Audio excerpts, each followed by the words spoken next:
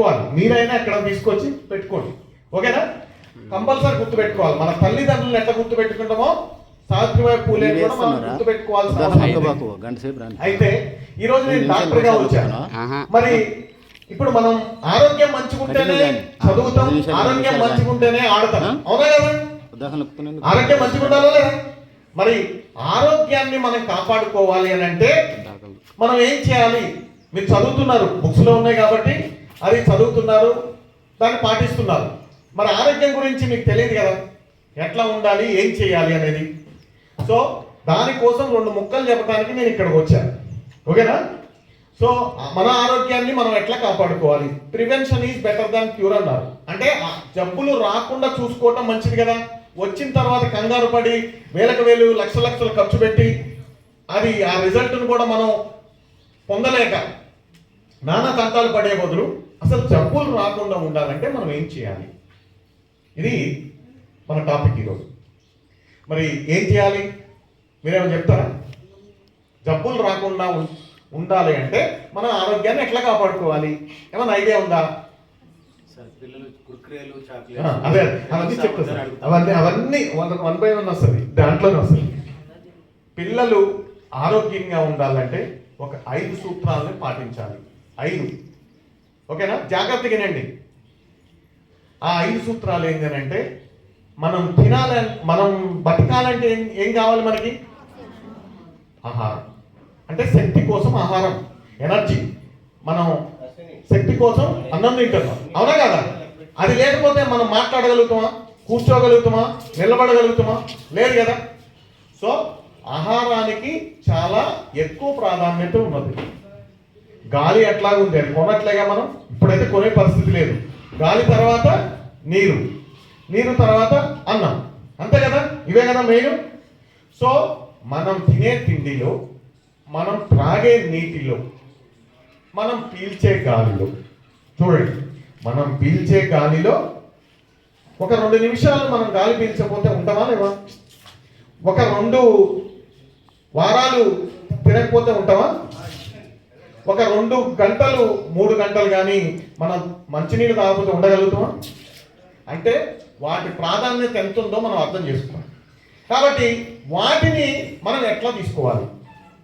గాలి తీసుకుంటున్నాం, మనకు తెలియకుండా జరిగే అసంకల్పిత ప్రతీకార చర్యలు అంటారుగా, తెలుసు కదా. మనకు తెలియకుండా జరిగేది. ఇప్పుడు గుండె కొట్టుకుంటుంది, మనకేమైనా తెలుస్తుందా? శ్వాస తీసుకుంటున్నాం, ఏమైనా తెలుస్తుందా? అవునా కదా? తెలవట్లేదు కదా. సో ఇవన్నీ కూడా మనకు తెలియకుండా జరుగుతున్నాయి. దాని ద్వారానే మనం బతుకుతున్నాం. కాబట్టి మంచి గాలిని, స్వచ్ఛమైనటువంటి గాలిని తీసుకోవాలి. మీకు అదృష్టం ఏంటంటే ఊర్లో ఉన్నారు, మంచిగా చెట్లు గాలి ఉన్నది.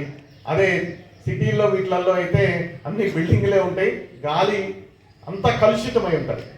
అవునా కదా?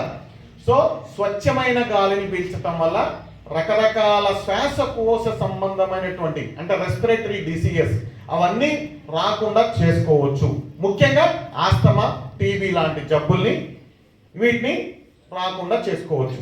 అంటే మనం పీల్చే గాలిలో మంచి శాతం అంటే పొల్యూటెంట్స్ లేకుండా, కాలుష్య కారకాలు లేకుండా ఉన్నటువంటి గాలి పీల్చాలి.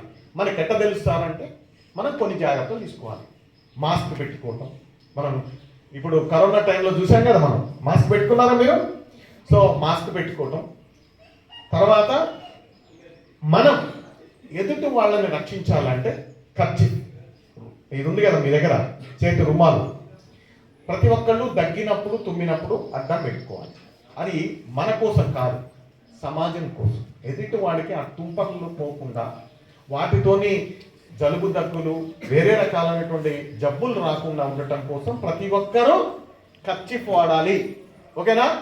కర్చీఫ్ వాడటం నేర్చుకోవాలి. సో దానివల్ల మనం ఎదుటి వాడికి మేలు చేసినట్టు అవుతుంది. ఓకేనా? దాని తర్వాత గాలి ద్వారా అంటే స్వచ్ఛమైనటువంటి గాలి పీలుస్తున్నాం, కర్చీఫ్ వాడుతున్నాం, మనం డిస్టెన్స్ మెయింటైన్ చేస్తున్నాం. మాట్లాడేటప్పుడు కానీ, వీటిలో కానప్పుడు కానీ తుంపర్లు వేరే వాళ్ళకి అందకుండా, వాళ్ళకి పడకుండా తగు జాగ్రత్తలు తీసుకుంటున్నాం. మనం కూడా చెట్ల మధ్యలో ఒక చెట్ల గాలిని పీలుస్తున్నాం. దాని ద్వారా మనకి కొన్ని జబ్బులు రాకుండా ఉంటాయి. ఇది గాలి ద్వారా. నెక్స్ట్ నీరు. నీరు ప్రధానమైనది కదా. ఆ నీటి ద్వారా కొన్ని జబ్బులు వస్తాయి. ఇప్పుడు వాయు కాలుష్యం అయిపోయింది, ఇప్పుడు జల కాలుష్యం. అంటే ఆ నీటిని, స్వచ్ఛమైన నీటిని మనం తాగటం ఎలా? ప్రపంచంలో స్వచ్ఛమైన నీరు ఏది?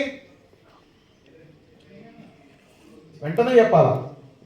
వర్షపు నీరు. ఓకేనా? వర్షం నీరుని నువ్వు పట్టుకోగలిగితే డైరెక్ట్గా అది స్వచ్ఛమైన ప్యూరెస్ట్ వాటర్. ఓకేనా? సో ఈ వాటరు వచ్చిన తర్వాత మొత్తం కలుషితం అవుతుంది. ఈ కలుషితం కావటం వల్ల రకరకాల జబ్బులు. మరి నీటి ద్వారా వచ్చే జబ్బులేంది మీకు ఏమైనా ఐడియా ఉందా? ఒకటి రెండు ఏమైనా చెప్పగలుగుతారా? బయాలజీలో ఉంటాయి కదా, ఒకటి రెండు కనీసం ట్రై చేయండి అందరూ. అవన్నీ వేరు. డైరెక్ట్ వాటర్ తాగటం వల్ల వచ్చేదాంట్లో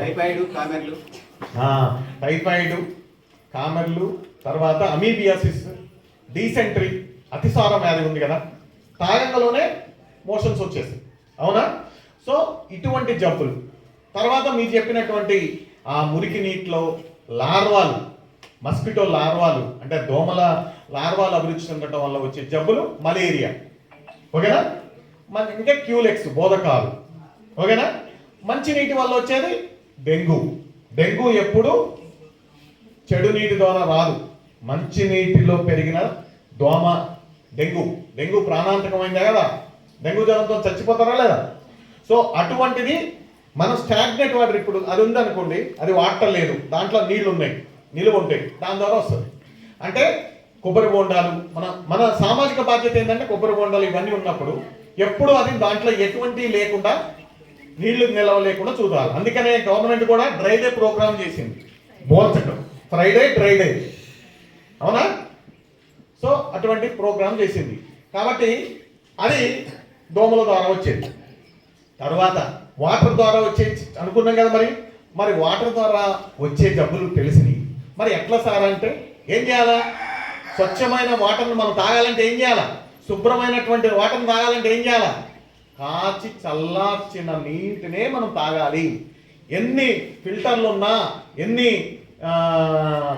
ఉన్నాయి కదా ఓజోన్ ప్లాంట్స్, ఇవన్నీ వేస్ట్. వాటర్ని తీసుకొని వేడి చేసి చల్లారిన తర్వాత తాగటం అంత ఉత్తమం ఏదీ లేదు. ఓకేనా? దాంతో క్రిములన్నీ, వైరస్ కావచ్చు, బ్యాక్టీరియా కావచ్చు, ఫంగస్ కావచ్చు, ఏదైనా చచ్చిపోతాయి. అవునా? వైరస్ చచ్చిపోకపోవచ్చు, కానీ మిగతా మాత్రం మ్యాక్సిమం చచ్చిపోతాయి. ఓకేనా?